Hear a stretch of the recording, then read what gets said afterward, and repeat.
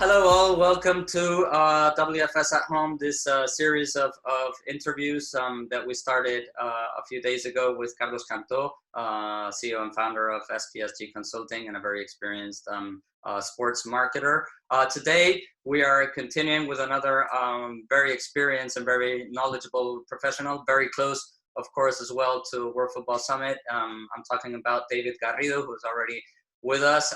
David Garrido is a very, as I was saying, a very experienced sport journalist. He's been in Sky Sports for quite some time now, and most of you may know him because he is the host of all the World Football Summit events. David, welcome. Thank you for joining us today.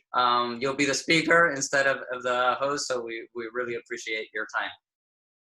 No worries. Thank you, Paco. We should really be having this conversation in Durban, shouldn't we, for the WFS Africa event that we were due to host over there. It's a real shame that we can't be speaking face-to-face in person, but at least technology is helping us out on this occasion. So delighted to join you again. David, first, I'd like to know how this is affecting you on a personal level for people who may not be aware. David is based in London, where there hasn't been that much of a restriction as it has been in Spain, at least in the past days, but the restriction is increasing on this past few days. So tell us a little bit how you're experiencing on a personal level the situation. Paco, it's an ever-changing picture, and certainly we've been trying to take our lead from other countries in Europe who've really been suffering with the spread of the coronavirus up until now. You mentioned the likes of Spain and Italy, who really have had their health services under such strain, so many cases, and so sadly, so many deaths as well. The UK admittedly started off with a softer line in terms of being at home, socially distanced, and all of these phrases now that we're being so used to. Over the last 24 hours, that picture has changed radically. And the British Prime Minister Boris Johnson has now announced much tougher measures involving staying at home unless you absolutely have to go out, and for very specific reasons, to go shopping, to help an elderly or vulnerable person to go and get medicine. Also, if you are going to work as a key worker. I have been designated as such. Clearly, there is a provision for certain people to go to work and for TV channels to remain on air and to inform people and to a certain extent educate and entertain them as well. And try and give them a little bit of light relief in what is a very, very difficult time. It has been very difficult to cope with. At home, I suppose you sort of get used to being able to have freedom, wander out to go for a bike ride, or go and meet someone in a cafe. Things that we took for granted, perhaps. And it increases your sort of your mental strain. And that's something that we're all having to cope with right now, is trying to find our new normal for the next few weeks or months. And I'm sure that there is a real sort of adjustment taking place for a lot of people. And I'm no different. You talked about, obviously, you've been designated as a key worker. I understand, because entertainment with everybody or so many people forced to be at home. Obviously, entertainment it plays a key role, entertainment and information, of course. But you are a sport broadcaster, and you don't have who works obviously for a sport broadcasting, a leading sport broadcasting company, and there's no sport to broadcast. I'm curious, what's the strategy that Sky Sports is following these days? Well, we want to keep our channels on air for as long as we possibly can. We have 11 different sports channels. A lot of them are sport aligned, so football, cricket, golf, Formula One, etc. And they are showing a lot of archive content, as you can imagine at this point, is what happens, say, between live events in any case. So we have a great deal of experience in that respect.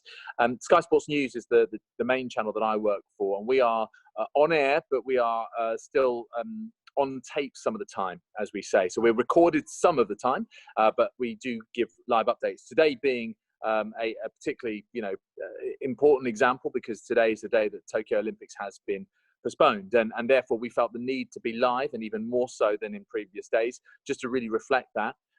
We have a lot of contributors who can help our output and maintain that live feel. A lot of reaction we have to give, a lot of social media we need to reflect. So the idea is that we try and stay on air for as long as we can, whilst doing so safely. We're operating with a real skeletal staff. We are using remote production and much sort of fewer people in the gallery, etc. So it's a very different kind of feel around Sky Studios. I mean, you can sort of probably see the background here, but this is normally filled with hundreds of people. There are 8,000 people who contribute to Sky Sports News in various different ways and roles, but we have barely a dozen people inside this building. It's very eerie. It's really quite strange, but we're going to endeavour to keep going for as long as we can, as long as we do it safely.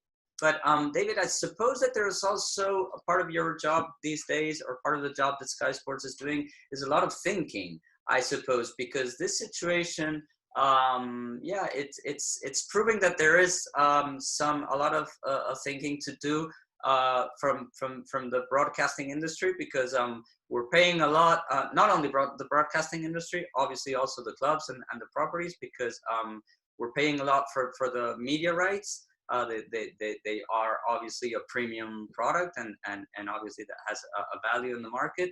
But all of a sudden, we've realized that when the live games stop, we don't have, we're lacking a product that can enable us to keep the audience engaged. That's absolutely right, Paco. I think there's three words that I'd like to mention to you right now: pivot to digital. And it's something that we've been doing gradually over the last few years here at Sky. I feel that now it's a real priority for us to serve our digital audiences on whatever platforms they consume content on as best we can, social as well.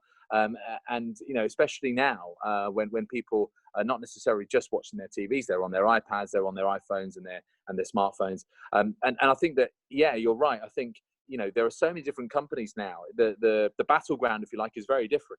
It's not just terrestrial TV and satellite or cable TV. It's other OTT services, the likes of DAZN, the tech firms, of course, the famous FANG, Facebook, Amazon, Netflix, and Google. You could probably throw Apple into that mix as well.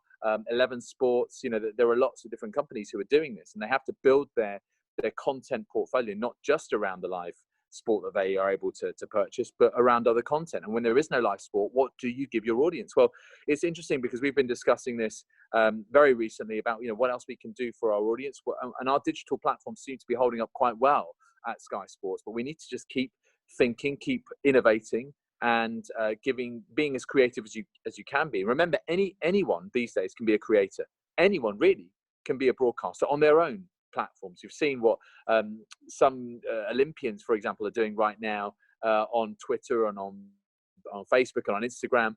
We've seen Joe Wicks, who is a personality here in the UK, who is known for his fitness and his diets, and it's sort of someone who's followed by many, many, many people. He's doing a PE lesson every single day, physical education lesson, in the morning for kids who are at home because they can't go to school. And they're using their own platforms to do that. So we've got to be agile and nimble and make sure that we learn from this experience. So if this ever God forbid were to happen again, we can pivot to digital and make sure that we serve our audiences there if we are starved of the live sporting product, which is obviously our bread and butter. So it's very, very important. You can see there's a real fertile ground in long form too. So it's not just that sort of snackable content, it's the documentary or episodic content. Recently, there's been lots of lists published of the best, sports films or football films, and people having real discussions about that. Think about esports. Think about the virtual e-prix that we saw a number of different people taking part in, which was an F1 product only a couple of days ago. Think about various different other initiatives like La Liga doing their own little e-football tournament. Involving some players of their own teams representing their teams. We had Borja Iglesias representing Real Betis. We had Reguilón representing Sevilla in a Gran Derby that was shown. So these are all great ideas, and I'm sure that we will see more and more of this. It's perhaps a little silver lining. We need to carry on being creative and innovative, and hopefully, where there is crisis, there is also opportunity there, and some interesting avenues to explore. Last question, David. I don't want to. I know that you're busy. It's going to be. I mean, it's very uncertain. The future of the UEFA Champions League or the Europa League is definitely very uncertain. It doesn't seem it doesn't seem easy that the competitions actually will be able to resume. If they do, I would say that it's highly probable that they would be played in empty stadiums. I'm curious because a lot of people may think that doesn't have an impact on the broadcasting product, but I believe it does. I mean, even if you're at home, obviously at home one can create its own atmosphere, but it does impact the product, doesn't it? Yeah, it absolutely has to. When you see a stadium which is empty, or even with just a few empty seats or a few stands where there aren't that many people, it does lessen your interest necessarily in what is going on. I think that the idea of the Champions League resuming behind closed doors, maybe, especially if we're in the last 16 stage right now, trying to secure all the quarter finalists, and then, because of the number of games that still have to be completed, then you're thinking of doing one leg games, therefore in neutral stadiums, and still with the ongoing situation in empty stadiums, that it inevitably impacts the product itself. And it's very difficult for the players to perform in that atmosphere. We saw already with PSG against Borussia Dortmund or Valencia against Atalanta behind closed doors. It was eerie. It was so strange. We even had a game, Eibar against Real Sociedad in La Liga, which was also played behind closed doors, and it feels so bizarre, so odd when you can hear the chants, the conversations of the players. You can hear the directions of the managers. You can hear the ball being struck so cleanly, but that isn't really the spirit in which football should be played. It's a game for everyone. It's a game for all of the fans, and for them to be deprived of that experience. We saw how the negative impact of putting games behind closed doors with those examples I mentioned, because fans went to them anyway and they congregated outside, and they ultimately helped spread the virus further. So we have to be very careful with that idea in any case. And I think everyone would be more in favour of resuming when we can do so fully, and do so in the kind of conditions that we're more used to, with a full stadiums, with fans enjoying the whole matchday experience, and that, of course, having an impact on the sporting spectacle and how the players themselves perform. Again, David, thank you so much for participating. As we expected, it has been incredibly interesting and insightful to talk to you. We wish you all the best. Congratulations for that awesome job that you're doing. Stay safe, and hopefully the next time we'll talk, we'll be talking about football, about the great match that we saw last week, and about the great events that we will be hosting in the upcoming times. More than welcome. Thank you, Paco. I'm sure that we'll speak again soon. Thank you. Cheers. And to all of you, please stay tuned to our YouTube channel, since we will be updating in the following days. We will continue to reach out to other members of our advisory boards and other football industry experts to try to first check on how they are living the situation, how it is affecting them in a personal and in a professional level, and also to help us, like David, to help us understand what the possible future implications of all this can be for the football industry. Thank you very much.